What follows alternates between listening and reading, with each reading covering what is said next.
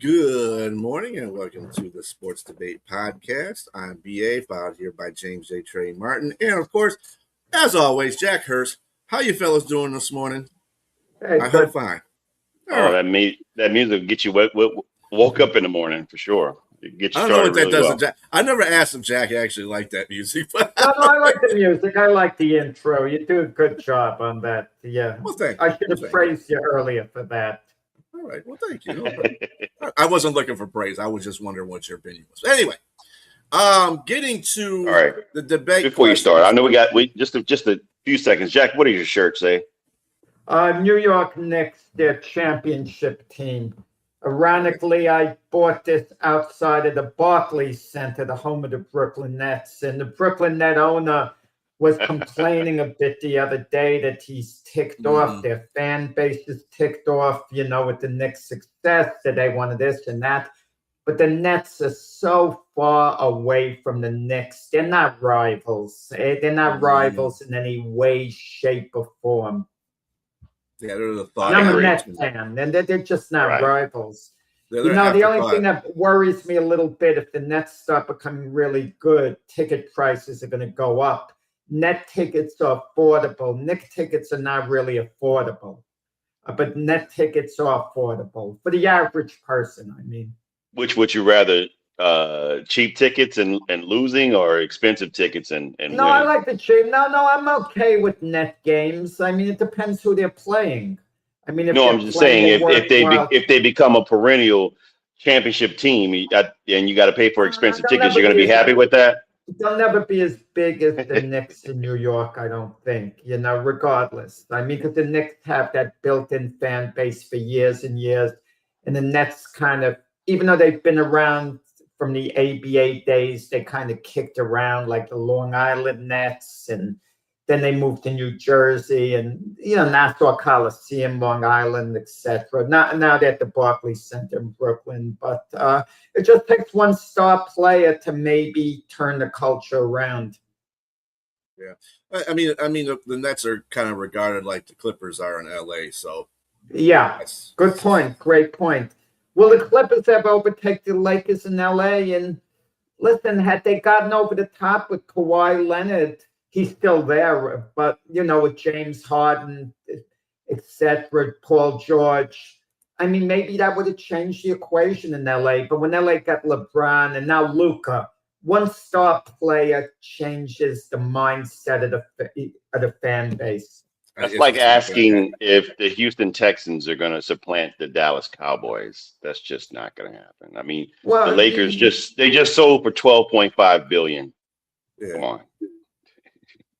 Yeah, it's just something that's that. Well, since we are talking about basketball, we might as well segue into the first question of basketball for our debate today, and that is: does Klay Thompson going to the Miami Heat give them a big three that can match up with any other team in the NBA? Let's see. Let's go to Jack on this one. Yeah, unfortunately, no. There's going to be excitement in Miami. Miami failed to bring LeBron back. So this is about the next best thing. And there's more excitement there also because obviously they got Giannis, still one of the best players in the NBA. But something was missing. I mean, they can view a championship in the sense that the Miami Heat can see the finish line from a distance, but they want to get close enough to the finish line where they could take that final sprint against the other teams to get to the finish line first. And they're just not in contact.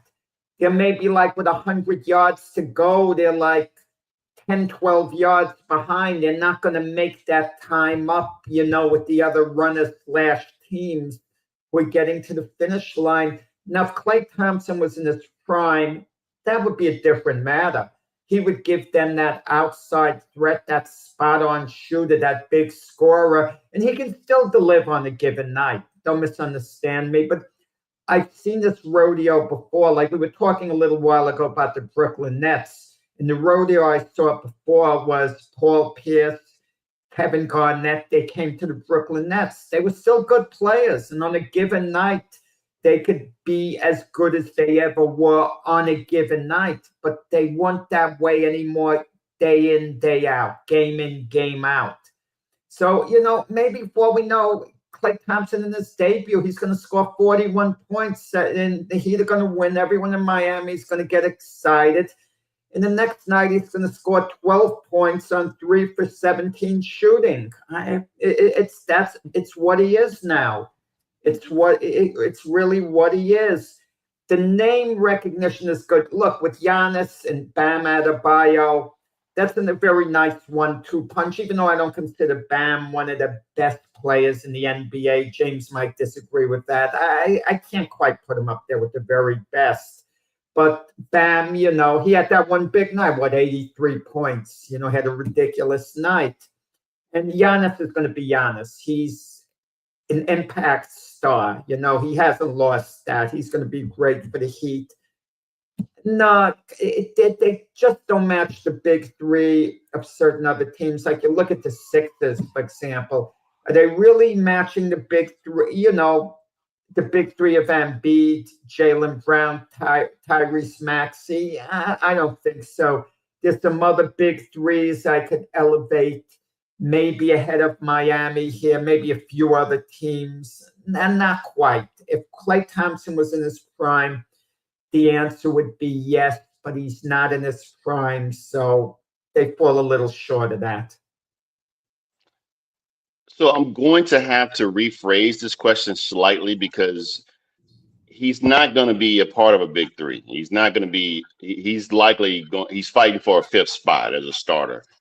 And he may be coming off the bench because you have Tim Hardaway there. That's who's battling the job for him. Andrew Wiggins is already the big three right there. Andrew Wiggins scored 14 points as a starter. So he's a small forward that's probably and younger and probably a better defender at this stage of Klay Thompson's career right now. He's probably a better defender than him. So it's likely that he's going to be the big three with those two guys. And Giannis coming in is going to change things for the team. But making an argument whether or not Klay Thompson will be a benefit to this team, I think yes. I think a huge benefit because he probably played out of his element the last couple of seasons when he was in Dallas. Mind you, he had 2 major injuries. He had an ACL and he had an Achilles. And of course, he's aged a little bit. So that's what got him out of they wanted to keep him in Golden State, but he didn't like the price. He wanted more money. He felt disrespected. They thought his value would be at a certain, which to be fair to the Warriors organization, I agree with them. The play did decline. That being said, he still can bring some value to something. He had his lowest shooting percentage at 39.3 with 11.7 points per game. You're going off track. I'm getting to a point. I'm getting to a point. He got low. The scoring was lower, but he obviously wasn't. He's not the same player to be able to beat one of the Splash Brothers like he used to. He's not that same player. But if he can spot shoot, if he can just be that guy to be able to spot shoot, I think his percentage will go up. If he's somebody coming off the bench and he's not going to be that same two-way player he was defensively. That's not what I'm looking for. But to give you that Splash Brother acts night in and night out, I think as a bench player or maybe as the 5th player that to throw him the ball when the attention is probably going to go to Giannis, it's probably going to go to Bam, it's probably going to go to Andrew Wiggins. He'll be the guy that you can dish the ball out. He'll be wide open and he can hit those threes. Will he be able to do that night in and night out to go up against, like you say, Philadelphia, against New York, against some other teams that might be in the East? I think so in that limited role, in that particular role. I think that might give Miami an edge on some of those teams to make them a little bit better. And I have to disagree with you regarding Bam Adebayo. I just think that's going to both those two bigs on the floor at the same time is going to be tough defensively for other teams. I mean, first of all, they're going to be great defenders. I'm talking about Bam individually. They can score. I'm not talking about how they might work together, him and Giannis. I'm talking about as an individual talent. He scored 81 points as an individual talent. So I don't, whether people want to make light of that or anything like that, I don't care. He still scored 81 points. It is what it is. That's hard to, I mean, or 80, 83, 84. He beat 83. Yeah. And he beat the record. So of Kobe's. So I just think it's just, they're going to be a little bit better than people anticipate. I think Giannis will have some help with him now. And I think will they get to the championship? I don't know. But will they be, I mean, your question, they didn't say anything about being, you said can they match up? You didn't say about them winning the championship. If you're, okay, I'm going to give you an example. If you're taking someone, an out-of-town friend, to a NBA game and the visiting team you're seeing, the Miami Heat, the big three you're thinking about are Giannis, Bam, and Klay Thompson. I can't do that. I can't do that because he's probably not going to be there. He's not going to be their start. Maybe I should have brought. No, I should. He's not going to be. Now. A big three has to have a starter, though. You have to be a starter to be a big three. But you mentioned before Klay Thompson, when he left Golden State to go to Dallas, his mindset probably was he could be the same player he was at Golden State, the same exact play, and he's going to show him at Dallas. It didn't work out at Dallas for whatever reasons, injury and just the team setup, the chemistry, the whole bit. I get all that. You're 100% correct. Now he's going to Miami. He's going to be given maybe a bit of a different role originally, but if he shows he has a lot more left than maybe people think, he's going to slide right into an impact starting role. That role is not going to be permanent, what they're giving him. That's probably just to ease him in to see what he has left. I just don't see that happening, man. I don't see him coming in. But I do think that he can come in as a role player and help this team out. I just think he has something left in that regard. And I think that he can help this team out. Again, Andrew Wiggins is, I guess maybe if the question was revised, I probably should have said something, but Andrew Wiggins is probably the third billing for that team. Between those two players and Andrew Wiggins, those are the top three. There's nobody, unless LeBron would have went to Miami. Andrew is the next step. That's it. Well, they're looking at him. I can make the argument. Notice when I made the argument before, I mentioned Philadelphia. I didn't even mention LeBron in the top three. But of course, LeBron, when all is said and done, could easily be made top three, and I could take out Maxey, for example, and slide LeBron in. Yeah, but I would agree with you that he's not top. LeBron's not top three on that team. Yeah. I would agree with you that he's not there, but he doesn't have to be. That's the thing. I think in order for them to be effective, I just think that Klay doesn't have to be a top three either on this team in order for them to be effective. LeBron is going to run the offense when he's on the floor. He's going to run the offense. He's going to be the captain on the floor, when the team has the ball. And that's not going to be the case in Miami with Klay Thompson. He's not going to run the offense. Right. The best thing about Klay Thompson was his ability to shoot and his ability to play defense. The latter part is not as good anymore, again, but the shooting is still there. I mean, you can still shoot. So I think at a best role for him would be to curtail the expectations and what he's supposed to do there. Allow the other guys play perimeter defense, but put him in spot duty to come in and shoot the ball. The best. That's pretty much when he show that splash brother ability and come in and shoot when needed. But I mean, I still, again, at that capacity, I think they still can match up with other teams with him on the team, even if he's the fifth option, the fourth, fifth option. Question: Did he get paid bench money? Yeah, 2 year, $13 million. That's bench money. Yeah, the NBA it is. Yes. Okay. Yes, that is bench money. I think that adding him, he's really not going to have a problem. I think he's going to adapt really well to this team because I'm not saying it's going to move him any higher up. It might meet him a scooch higher on the meter, but he's going to adapt to this team because they play defense. they have two big names that are up there with Giannis and Bam. And even with Wiggins in the lineup, that's enough right there to keep him relaxed, so he doesn't think he has to win a game.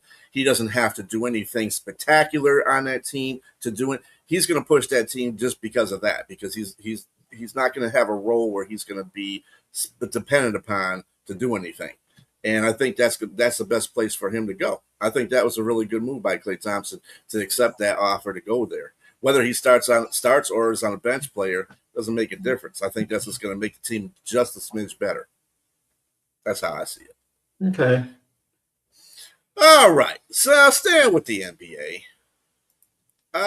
Is Kevin Garnett's legacy more as a Timberwolves player or as a Celtics player?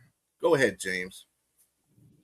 So I'm going to go with the Timberwolves. I'm going to say the Timberwolves. I understand that he won a championship with the Celtics. I understand he won Defensive Player of the Year with the Celtics.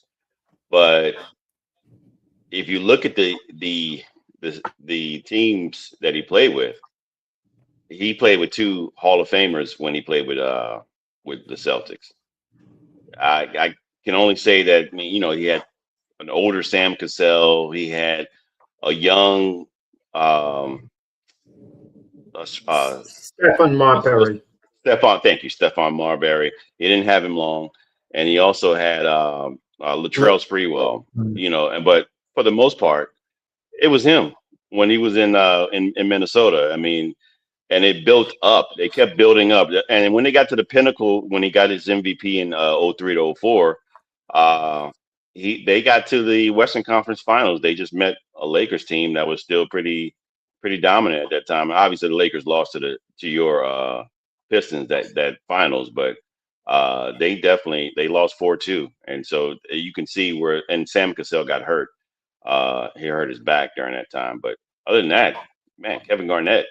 I mean, he succeeded by having the franchise winning the season with 58 wins. Again, got an MVP, and he scored his highest total points in that time, during that time. And again, homegrown. So I think the legacy for him is probably going to be with Minnesota, because again, he had a big three along with Allen and Pierce, and plus one, Rajon Rondo. So I mean, that was a dominating team, and they barely won that. They took them 7 games to win that championship. So, and I think that was the big thing with them when they were going to the playoffs. They were winning their home games, but they were losing away games. And so it's just, again, I thought the legacy in Minnesota is far better as what he is as an individual player than as a team. His own personal legacy was being where I mean, he's accepted in both, I'm pretty sure. But yeah, he's the big ticket. But I like the big ticket when he was in Minnesota a lot better. This isn't about fairness, James. I mean, the question's about legacy. It's about perception. It's not about what's right. It's not about what's wrong. It's about perception. What jumps out at you? I just gave you my perception of him. No, you're trying to you're analyzing and trying to do what's right. You want justice. You want to write a correct decision. But legacy is about perception. That's what happens it's all the time. It's about perception. I mean, no one's saying the perception of the Buffalo Bills is they've lost 4 Super Bowls in a row. The perception, we know they had a great team. They had great teams. But when you hear about the Buffalo Bills, people don't think about, wow, they had great teams. They had Jim Kelly. They had Andre Reed. They had Bruce Smith. They had, Talley, et cetera, Thurman Thomas, and on and on. They think the Buffalo Bills lost 4 Super Bowls in a row. It's unfortunate. That's just the way it is.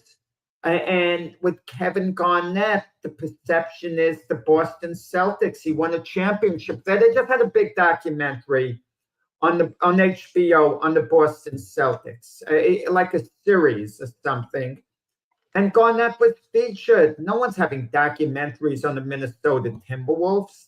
I mean, in Minnesota, he's looked at warmly, obviously, but is he iconic in Minnesota? No one's iconic with the Minnesota Timberwolves in reality. Of all the former players, okay, maybe he's the most popular one, perhaps. Okay. But Yes. he's not iconic. He's not iconic as iconic in Minnesota as he would be in Boston. It's just the perception is from the outside too. Outside of Boston and outside of Minnesota, when NBA fans, they're fully aware of his 14 seasons with the Timberwolves. He had a great career with the Timberwolves. People are very much aware of that. No one's forgetting that. Believe me, no one. But Kevin Garnett is thought of as being a Boston Celtic, much as Reggie Jackson, who had 5 seasons with the New York Yankees and 9 with the Oakland Athletics. He had 3 championships, World Series championships. Reggie Jackson is an Oakland Athletic, 2 as a Yankee, 9 seasons with the Athletics and 5 with the Yankees. But he went into the Hall of Fame as a Yankee because we think of him as being a Yankee because he had that one great game in the World Series. It's all about perception.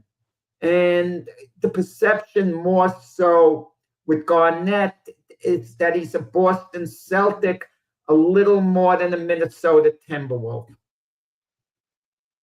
I agree with Danny here. I just got to think his talent was far better perceived as a player in Minnesota.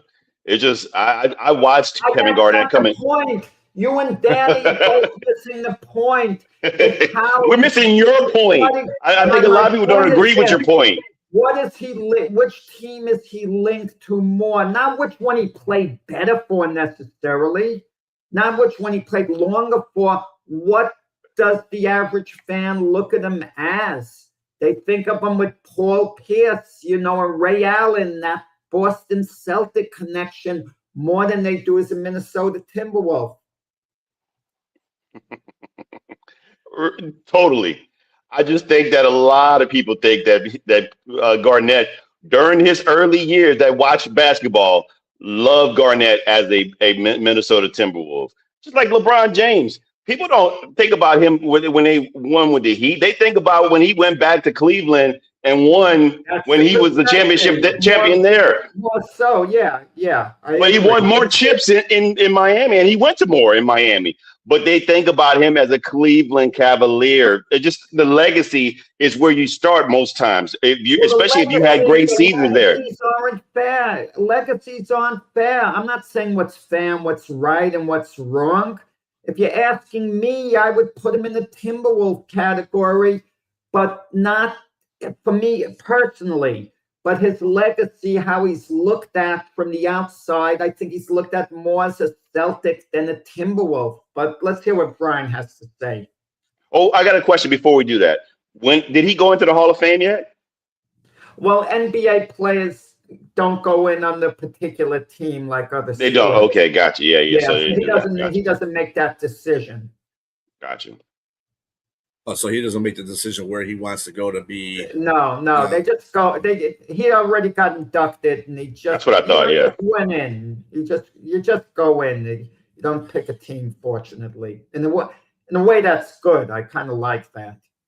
Fair enough. I think that. Oh yeah. So they put both bodies of work that he was in. That they just don't. Pick I mean, that's any player. You don't go in as a particular member of a team. You just go in. I feel that if he was the one that was making that pick, I would think that he would pick Minnesota because of the fan base. The fans adored him. Okay, he was the guy out there. Now, on that separate maneuver, though, Minnesota in the front office did not get along with Kevin Garnett near the end of his tenure there. And he has got very pissed off at them about some of the things that they were doing. He did not like it, and that's the reason why he went to the Celtics. Because I'm sure if things were different with them, he would have stayed a lifelong Timberwolf fan or player. So, I mean, it's kind of like I would say that he would, if he had to choose between the two teams, yeah, you would love to take your championship, but at the same time, You spent all this time, and you're like James said, you're homegrown, and all the fans loved you. I mean, there's still people that wear Garnett jerseys at Timberwolf games now, and he's been retired for how long? I mean, the dude is legendary there. So you would assume that he would want to go back to, if he was going to be represented by a team, Minnesota would be the team. I don't think that the Celtics had the glorious season, okay, but sometimes legacy extends more than championships do in this case. And I think this is where his heart would want to go to, is Minnesota. So I think Minnesota is basically, I would say that. But what he perceived as, again, not what he's even picking, not even what Kevin Garnett is choosing, could answer the question. I mean, I don't think there's any answer to the question. It's all opinion, how he's perceived his legacy.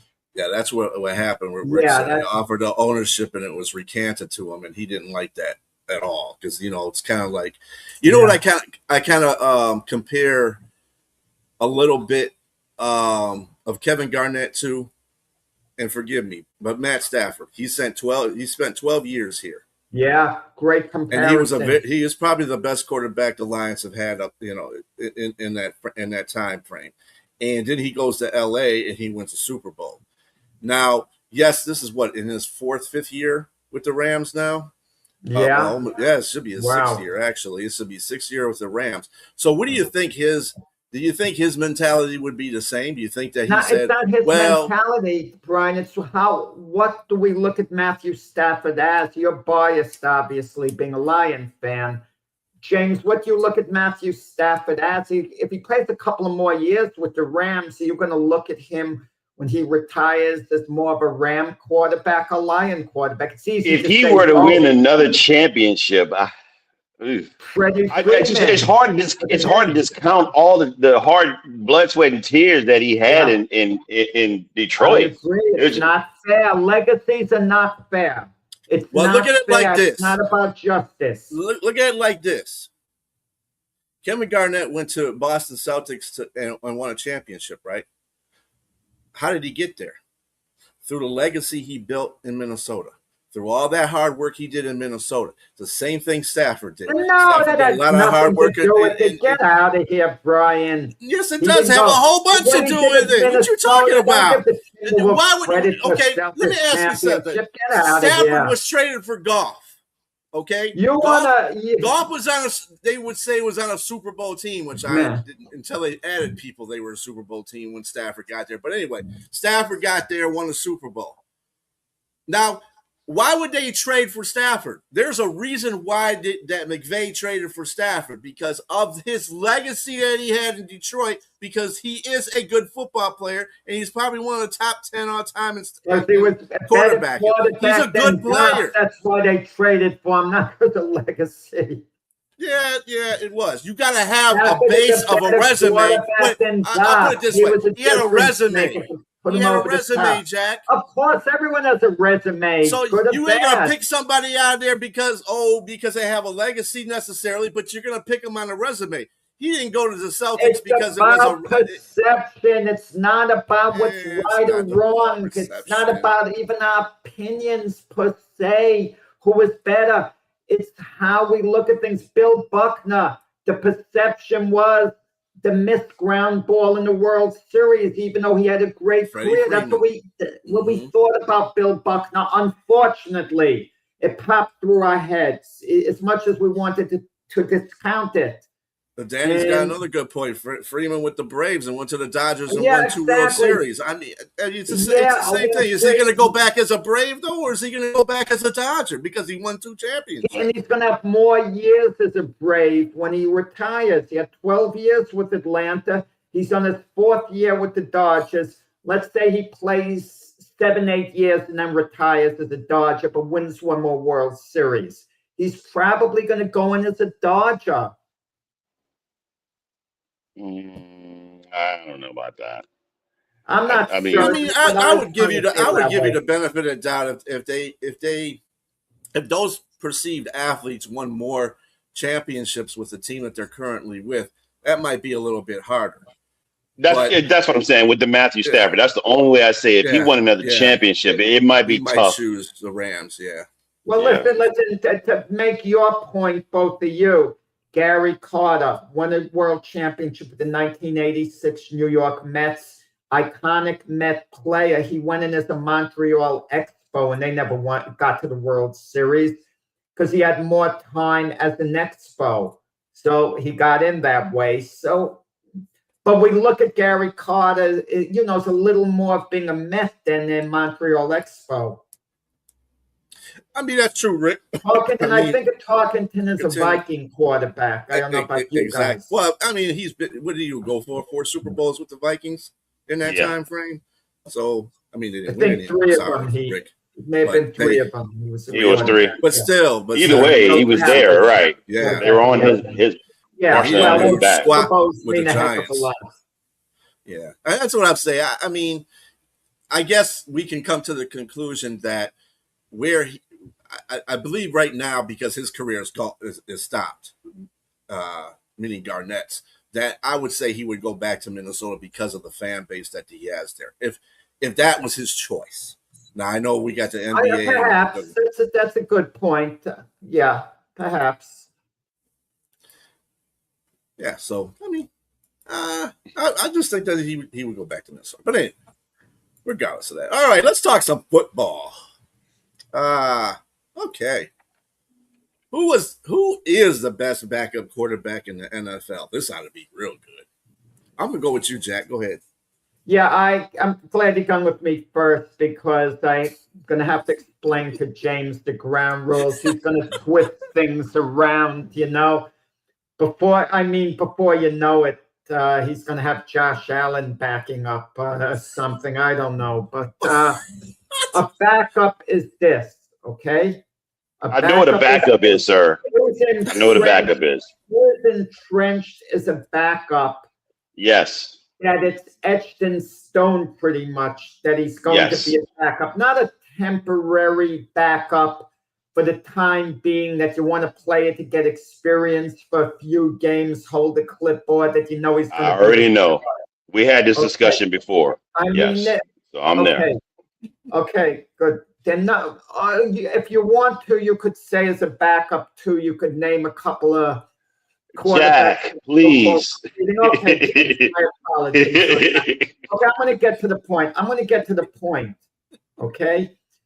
We want a capable backup is someone usually who has experience and has something left, something to offer, and he accepts his role. It doesn't mean he can't possibly be a starter in the league again, but he knows that's his role. He's not competing for the starting job. He's all in with the team. I'm going to name one guy that James is very familiar with. And you guys, it might throw you for a loop. Jameis Winston, the Giant backup. He's a perfect backup. He's a great team guy. Fabulous team individual.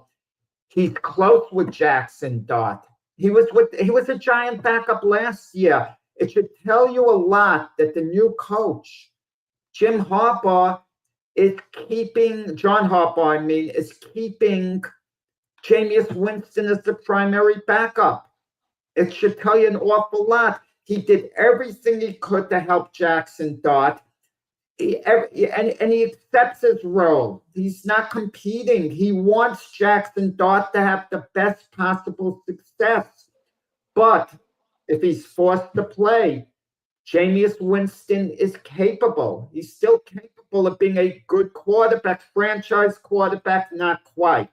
The backups are not franchise quarterbacks, not quite. I think he's the perfect guy who you want in that role. Perfect. Couldn't be any better. He hangs out with Jackson Dart. After the game, they go out, they have dinner together, the whole bit. There used to be the perfect backup who I could think of all time was actually Frank Reich, who backed up Jim Kelly. They were buddies. And Reich was good enough to start in certain situations. Okay? So their number backups, I'm not going to go down the whole list, but I think Jameis Winston, a former number 1 overall draft pick, who was the master of the pick six, unfortunately. He's got to control that. Still very capable, I believe. The Giants can win with him at quarterback, even though he's not their preferred long-term guy, which is fine. That's my guy. Ultimate team guy. Still has something left. Jameis Winston. All of the backup quarterbacks are ultimate team guys. They have no choice. They're on the bench. They better be wearing their headset and looking at the clipboard and calling in plays. I mean, that's their job. They have no choice but to be ultimate team guys. Jameis Winston is a great choice, but I'm going to go with another guy here. I'm not going to go with Jameis Winston because, again, I saw Jameis Winston come in and spell for Cleveland. I remember Deshaun Watson when he got hurt. He played 2 fantastic games, but then the wheels fell off after that. I mean, that game against Pittsburgh when in the snow, when he threw 2 interceptions, like you just said, the wheels fell off and he lost 5 in a row. They won the first 2 and they lost 5. He went 2-5 that year with Cleveland. Coming in here with the Giants, again, they call him 30 for 30 for a reason. And talk about legacy. Yes. And I love Jameis Winston, and I just some of those plays are just boneheaded. I mean, he got a cannon of an arm. He can throw a rocket down the field, but sometimes the rocket's direction might be friendly fire, and it was coming back the other way for 6 points. But I'm going to go with Mac Jones, another former first-round draft pick, a Heisman Trophy winner, another former Heisman Trophy winner, a guy that was Rookie of the Year. Did he get Rookie of the Year? I think. Maybe no. Sorry, he had great numbers. He was a Pro Bowler as rookie, and they went to the playoffs. Shedeur Sanders was a Pro Bowler last year. Give me a break. But stop. We know what the Pro Bowl is like. Before you even go there, but Shedeur Sanders' numbers were paled in comparison to Mac Jones' numbers. And I'm not saying Shedeur is not talented. But and I knew the rules you were going to say, so that's why I didn't pick Shedeur Sanders as an option because he might supplant Deshaun Watson as an option because Watson is probably starting. Yes, but I mean I think I view Shedeur Sanders as not knowing the role, as like you said. I think he's eventually going to be a starter. Right. You're correct. Yes. We don't know for sure who's going to start, and right. Shedeur Sanders might be starting 2-3 games into the season, for all we know. See, Danny, I do know 1 + 1 and what it means. Yes, but that being said, Mac Jones 5-3 as a starter when he came in for.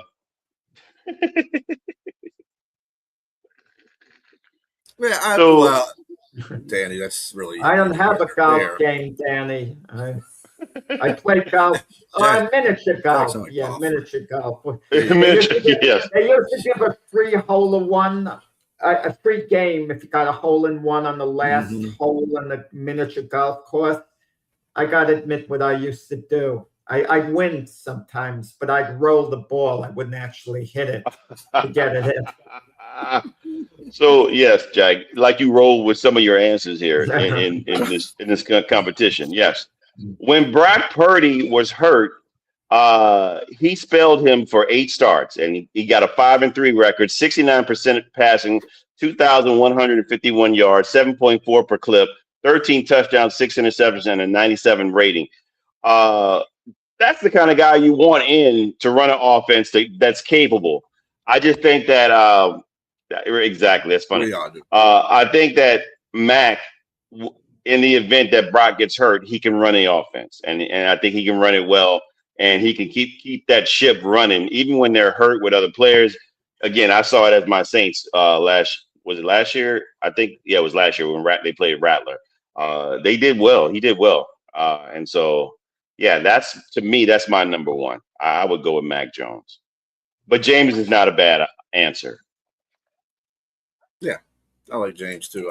Winston is he's an effective leader. He's like the the minister of the offense when he gets out there. He talks a lot of good positive stuff. He even does that when he's getting interviewed.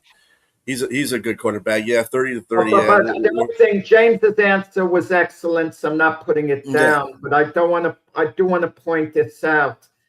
Jameis Winston knows going forward, this is going to be his role the rest of his career, being a backup quarterback.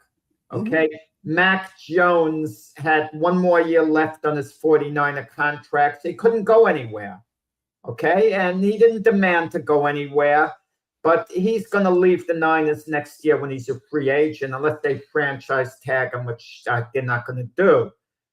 So he has sights still on being a starter, Mac Jones. He looks at himself as a starter. Jameis Winston doesn't quite look at himself that way. I don't believe anymore. Well, I'll tell you the quarterback I'm going with. I'm going with Joe Flacco. Flacco has become one of the better backup quarterbacks in the league. Hell, Stefanski won a Coach of the Year with him playing. So the dude just keeps producing. He might not have every good. He might not have, and it's pretty good how these teams regulate him as well.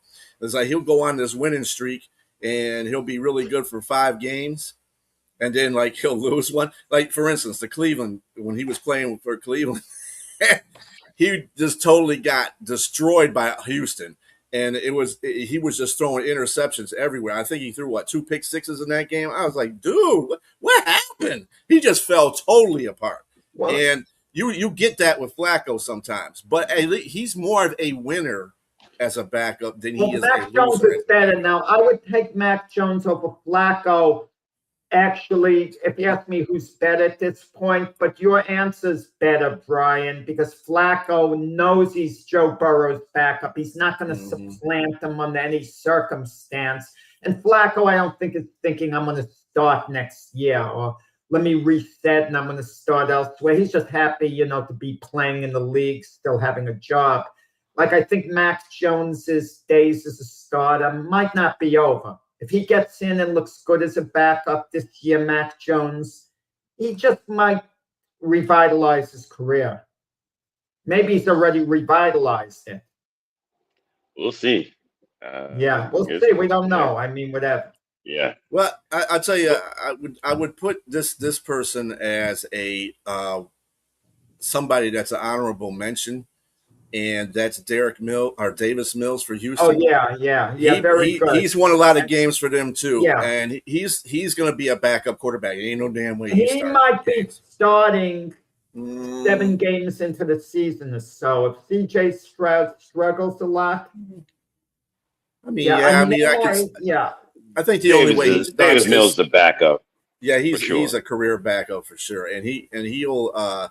The only way he's going to get in a game like that is if CJ Stroud either completely implodes or he gets hurt.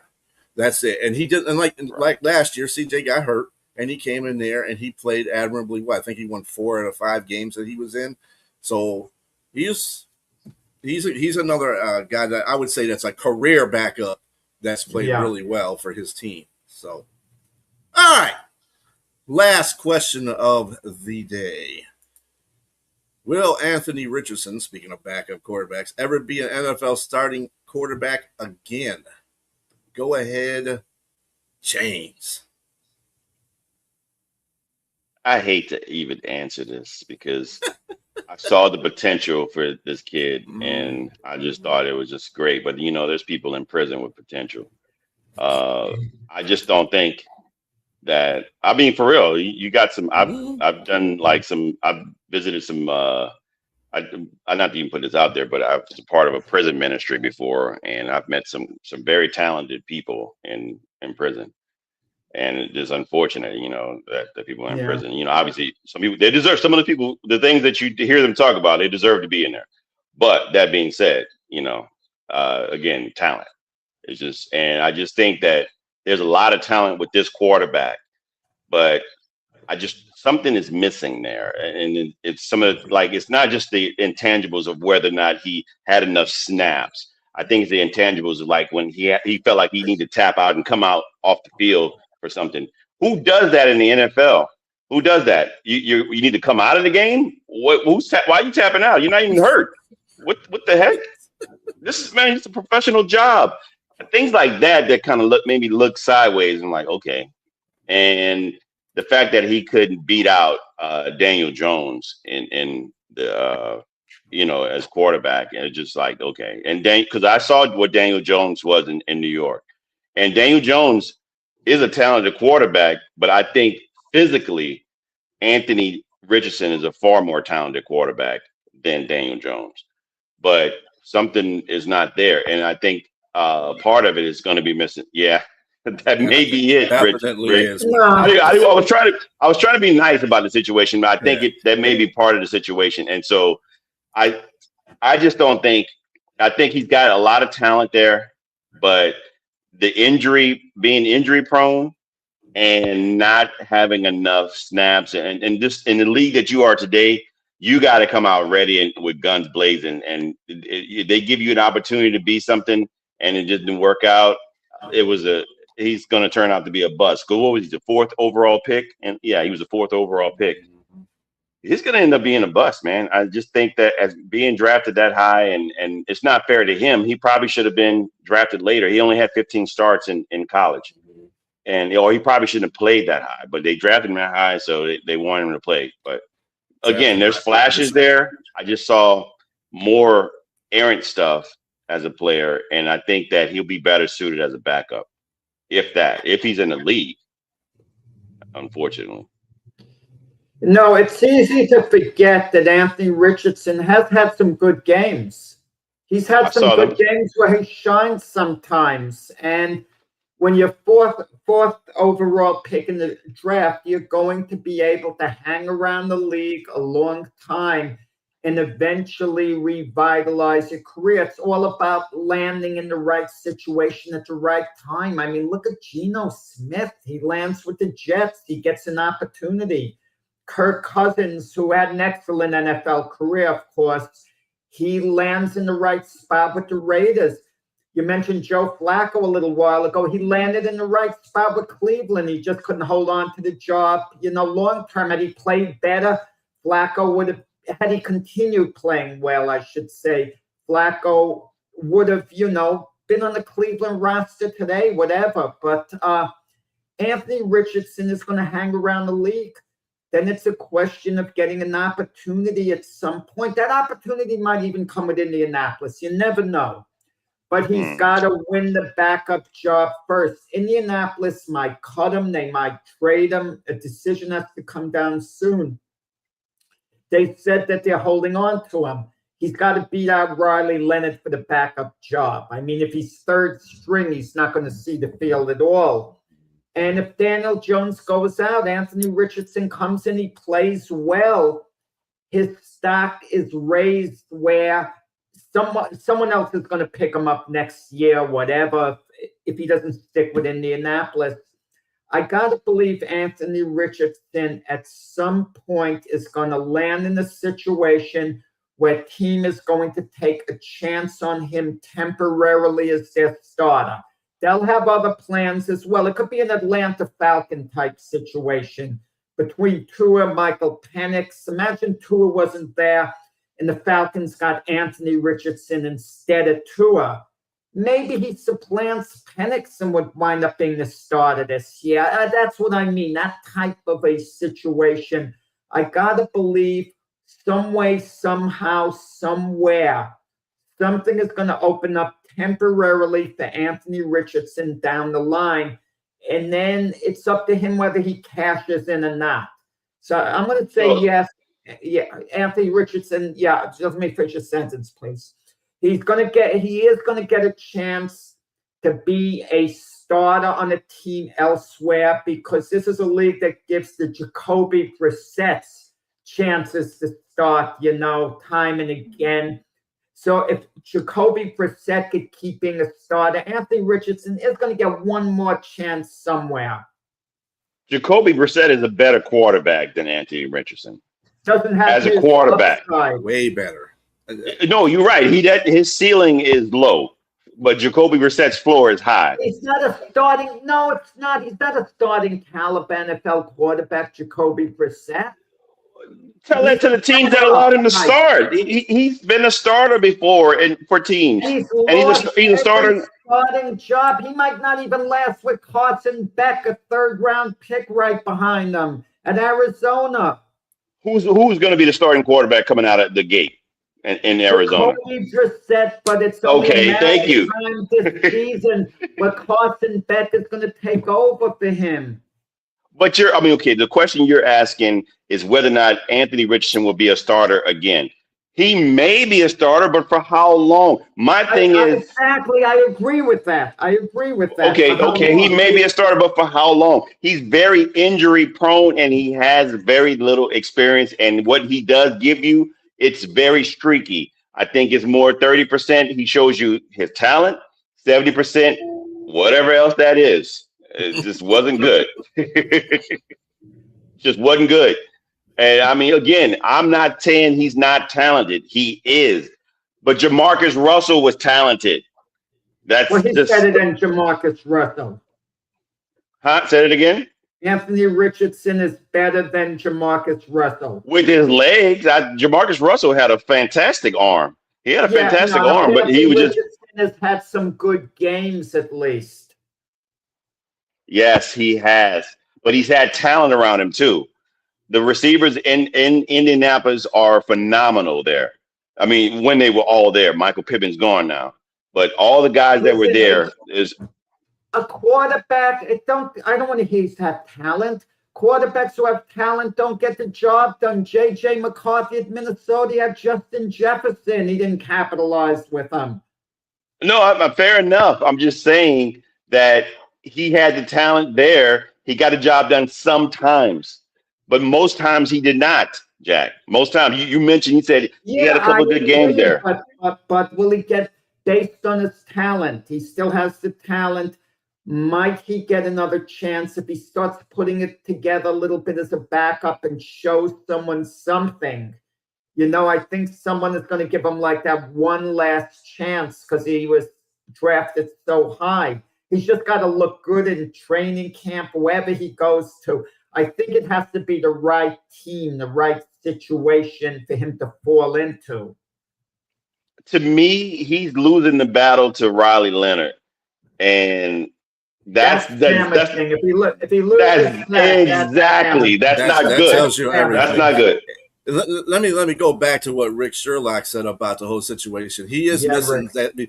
Jamarcus Russell is a very good comparison because both of them were talented. They both had, one had talented arms, the other one had talented, his arms and legs. Yeah, Ryan Lee. But this was missing.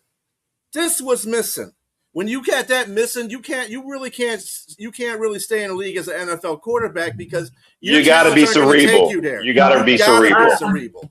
I'm not saying that the intelligence, the football instinct, sometimes a player is so ultra talented, he wants his talent to take over, to start dominating, to do things by force.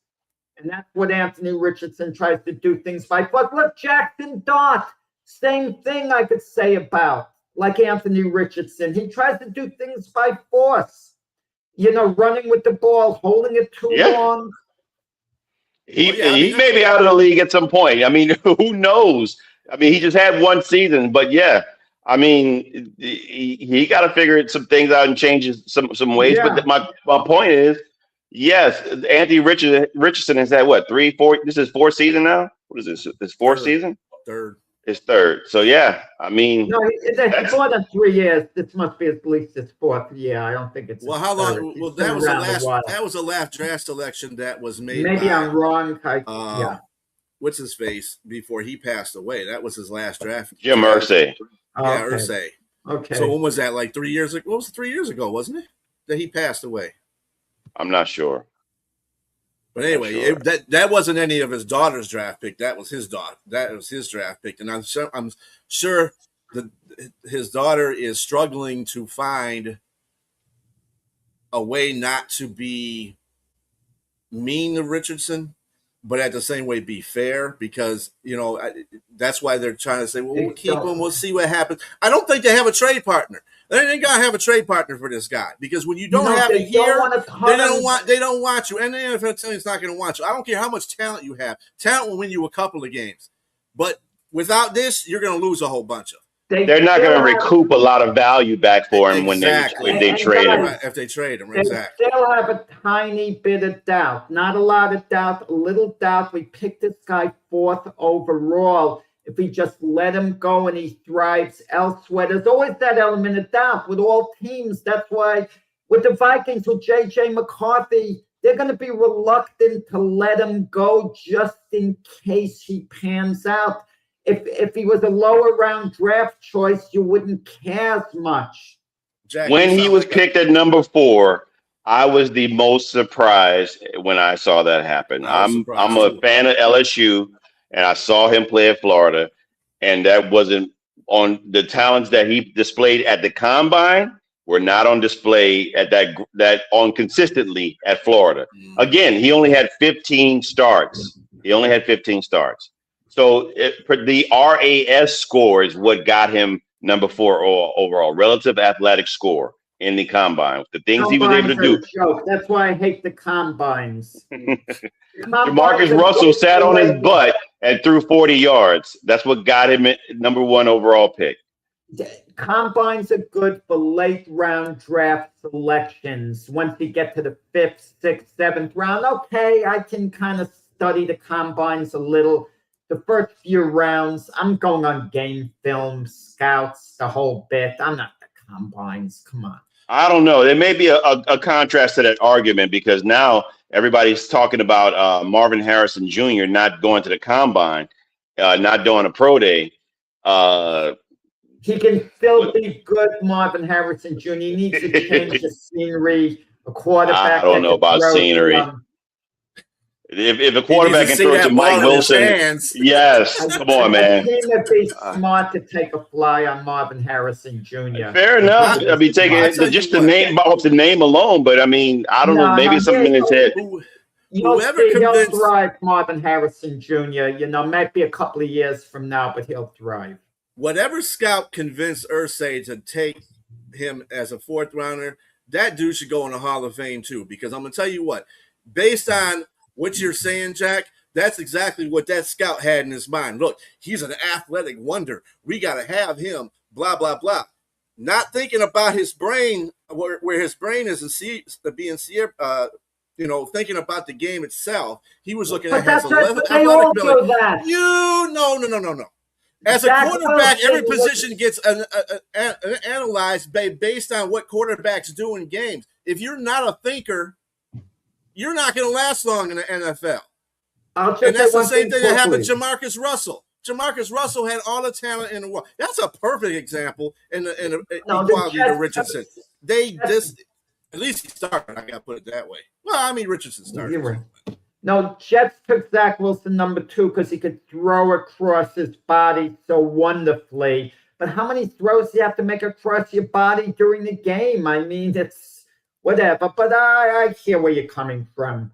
I mean, the perfect example of that, talking about legacies, the one play that he didn't read a defense, he should have slid the offensive line over to stop the defensive end from coming at him and sacking him. I mean, that was a bang play. A quarterback that has cerebral will see that. He was like, oh, there's a guy that's unguarded on that line. I mean, the dude was by himself, and he looked over there.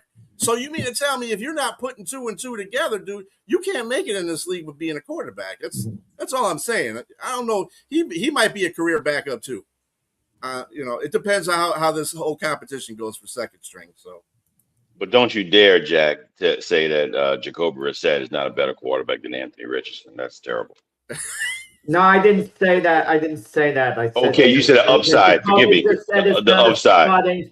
Caliber NFL quarterback. Yet he's starting right now. Well, ladies and gentlemen, it's been a real morning. Good debate points. Good job, Jack. Good job, James. It was fun. This was fun. I liked it. Everybody have a good rest of your Saturday. We'll see you next Saturday at 8 a.m. Remember to catch us tomorrow morning at 8 a.m. for the sports podcast, and then Keith's stream of consciousness thereafter. Everybody, till then, so long.